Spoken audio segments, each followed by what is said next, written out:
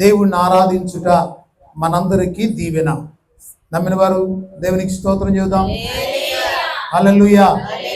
చప్పట్లు కొట్టి దేవుని స్తుతిద్దాం. హల్లెలూయా. మంచిది. చూడండి, పరిశుద్ధ గ్రంథములో మరి మన యొక్క శిలువ ధ్యాన కార్యక్రమాలలో ప్రభు అయిన యేసుక్రీస్తు వారు మరి సంఘముతో అనేక విషయాలు మనము నేర్చుకుంటూ ఉన్నాం. సంఘముతో అనేక విషయాలు మనము నేర్చుకుంటూ ఉన్నాం. మరి శిలువ ధ్యాన కార్యక్రమాలు చాలా భక్తి శ్రద్ధలతో సంఘము జరుపుకునే కార్యక్రమము. సంఘము ఎలా జరుపుకుంటుంది?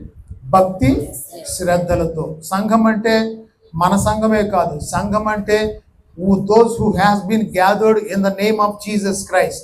యేసు ప్రభు పేరు పెట్టబడిన సంఘము. మనందరము కూడా యేసు ప్రభు యొక్క సంఘము.